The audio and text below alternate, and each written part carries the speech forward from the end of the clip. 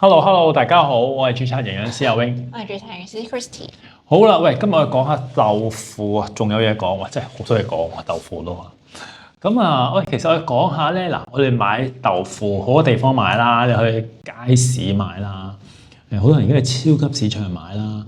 咁有啲豆腐就本地啦，有啲外國啦。咁我哋睇下其實有冇咩唔同咧？除咗價錢之外，我覺得都幾得意喎。今日下呢個條片。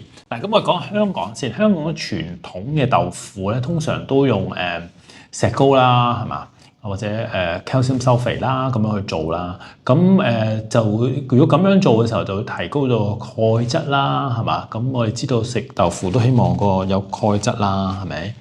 咁唔係喎，咁我哋而家坊間好多又買日本豆腐啊、韓國啊、美加啊諸如此類嘅豆腐，咁會唔會有唔同咧？我哋先講下日本啦，好嘛，Chris？我哋香港咧，你只要俾得起錢，你咩國家都可以買嘅。係啦，咁咧其實我就諗有一日就行去超市啦，原來即係一啲可能高級少少嘅 supermarket 咧，你都可以揾到好多唔同種類。淨係日本可能都已經成個架都有細嘅、有硬嘅、有中嘅、有圓嘅。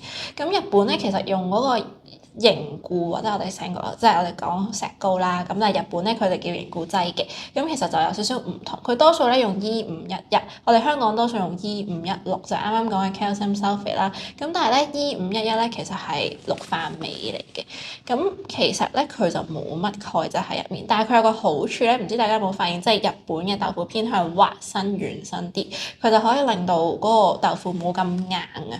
咁但係同一時間就可能捨棄咗鈣質呢樣嘢啦。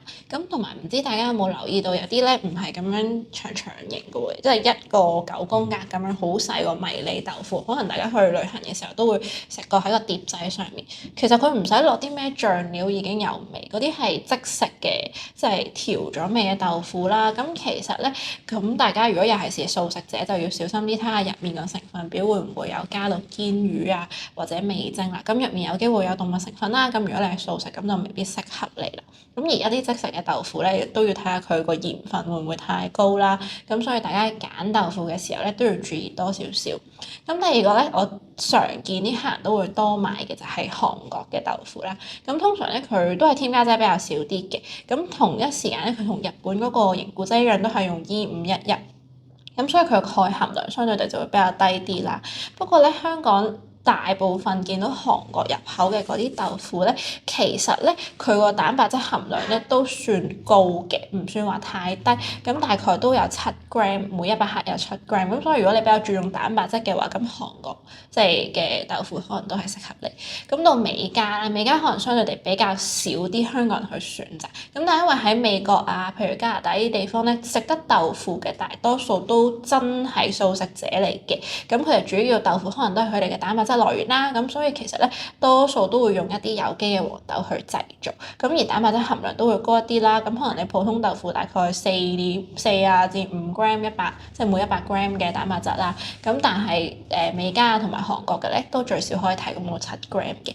咁佢哋咧就有個唔同之處，佢哋中意撈啲凝固劑嚟用嘅。咁有個好處就係其實可以保留到個鈣質之餘咧，亦都可以做到軟滑嘅口感。咁大家可能喺揀豆腐嘅時候就可以留意下自己你中意用一個咩嘅方式啦，即係可能你主要係想攝取鈣質為主要嘅，咁你可能就揀翻我哋即係香港啊或者美加嘅豆腐啦。咁如果你話中意軟滑身啲口感嘅，咁可能係日本啦。咁如果你話蛋白質嘅，咁可能韓國、美國嘅都適合你咯。咁但係仲有一樣嘢要留意嘅，阿 Wing 係咩嚟？係啦，我估你即係要你買嘅時候睇清楚嗰個成分啦，係咪啊？究竟佢裏邊嗰啲嘅鈣質啊、蛋白質啊高唔高啊？啱唔啱你啊？咁嗱，我哋亦都知道啦，即係如果用香港去計咧，香港人攝取鈣質咧都係得個400幾嘅啫，即係其實一半度嘅咋嚇。我哋希望1000幾一日，咁你得400幾。咁如果你食豆腐，咁你即係希望係嘛？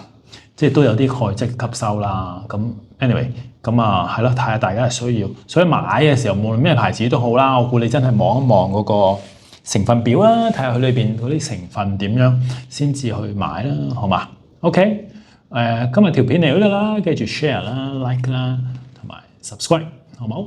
拜拜。